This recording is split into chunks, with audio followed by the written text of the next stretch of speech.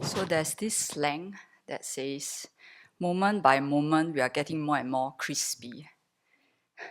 So it's actually another word to say that we are aging because when we get up, we crack even more now.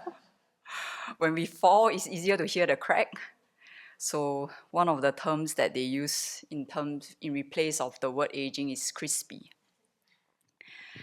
So I guess what really propels me to be in robes is bodhicitta. I think a lot of you all know I'm a fan of bodhicitta and Guan Yin, which is the emanation of Chenrezig. But what I see is actually the causes of suffering that really propels us, because the gross kind of suffering, like the body pains, the mental pains, we can say is impermanent and it will pass. But what is the causes that's underlining it is our karma and afflictions.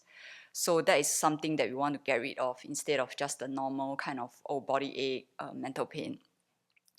So I think that is what that really helps us to want to be out of this cyclic existence. And when we know how that feels like, when we see how it plays out in our lives, we want to help others to be out of it. We don't want them to stay in the same place as they are again. So cyclic existence is not like a place, a monastery, your house. It's the state of unsatisfactory mind. So some have said like, hey, you look very happy all the time. Your shoulder doesn't look like it's injured. And that's not true. There are days that I have my, up and down. I'm still a human. I have my afflictions. So and some of them ask like, oh, I thought you are very good when you have to be very good, like a good person or perfect to request for ordination or to think of ordination. So I thought I would just share something.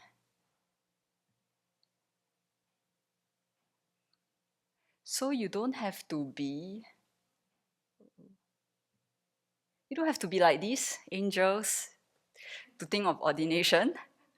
Sorry, I can't find pictures anymore. I deleted them away. So yeah, that's why I left. And then this is my favorite cat before I ordained. Now I have 4 favorite cats. So yeah. And personally for me, I see ordinations as something very serious, something very like very prestigious, very something that is precious. So it's more about getting out of this samsaric world and helping others to be out of it. And trusting that there's another way to do it. It's not just the usual society values and path that we think that we have to only go through. So I see pervasive suffering of conditionality fearful, and I see it as a wisdom kind of fear, because we cannot control it.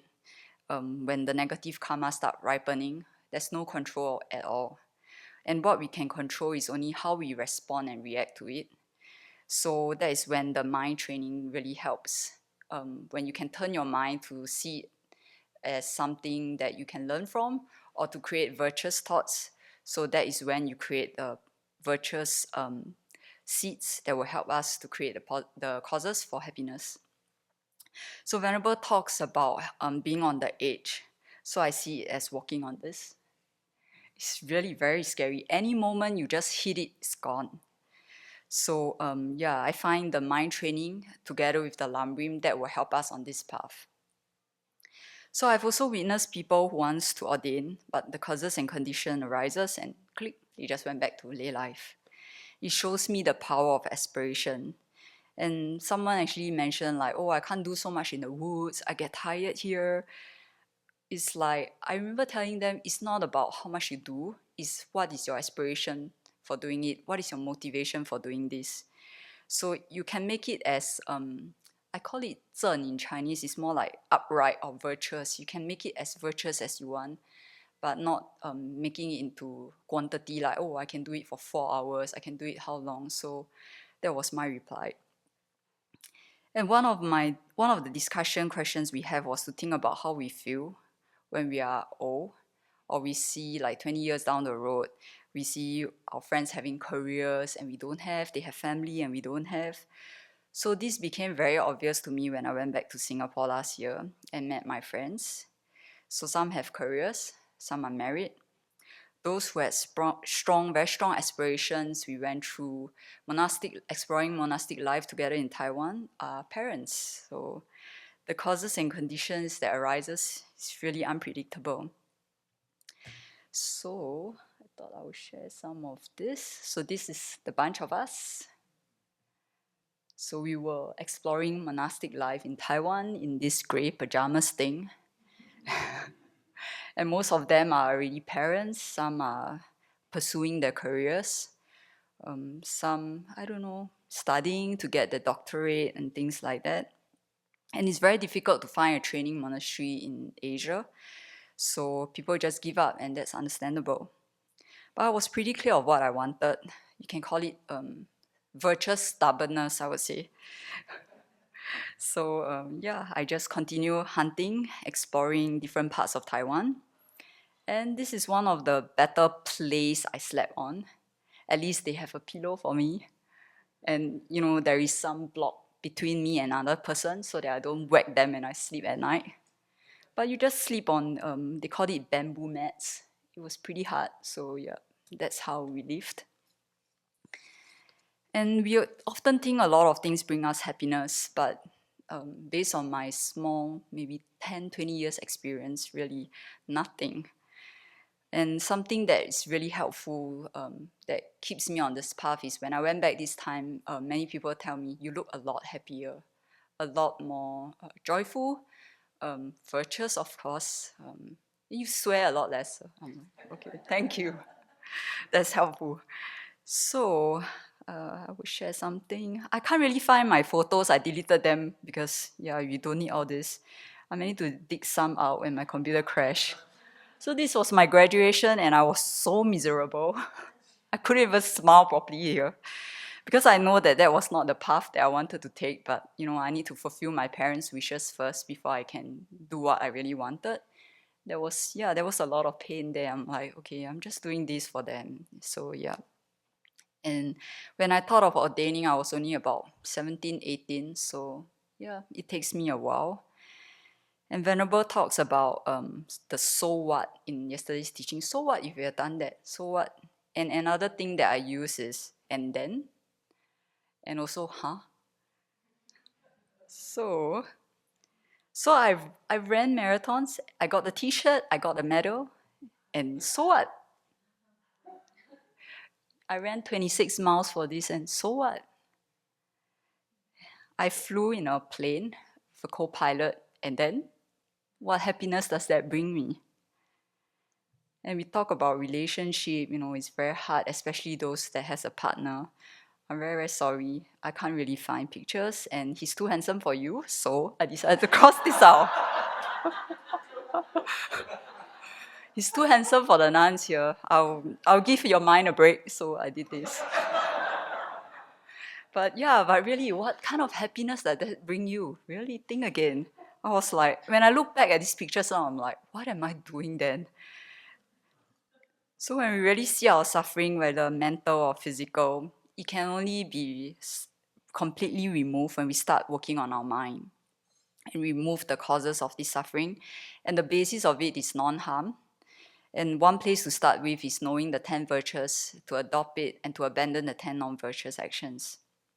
So the more and more I'm thinking about what pervasive suffering is, I do not want to waste time. That's why there's a big change recently.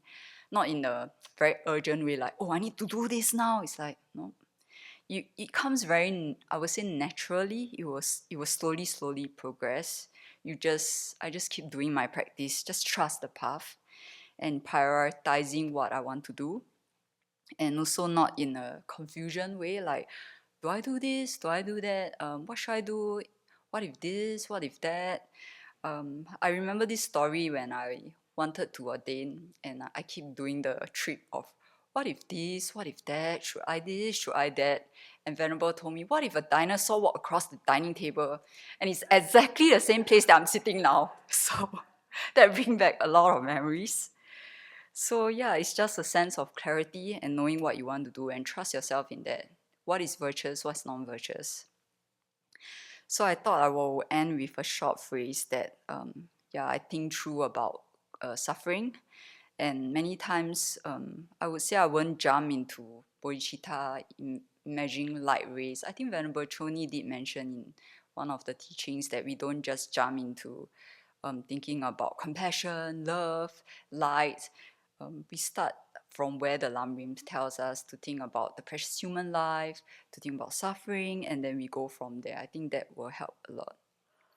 So the short phrase begins like this: no matter how much money you have, you cannot buy and extend your life longer. No matter how pretty you are, you cannot please the Lord of Death with your prettiness or your charms. No matter how much power you have, you cannot control life and death. So my grandma used to say, her legs are already almost in the coffin. Why do I get so angry? Why do I want to control things?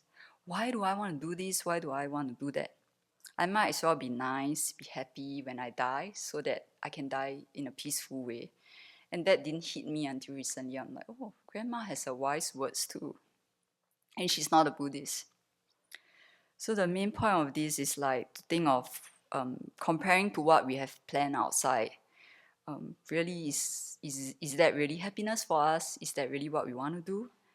And rethink again and again what really brings us happiness. And is suffering just mental and physical? And it will just pass as and when we think that, oh, impermanence, and it will just pass, really? So let's try to create virtuous causes so that we can plant seeds bit by bit. And then eventually we can be out of here, out of this cyclic existence, and help everyone on the path.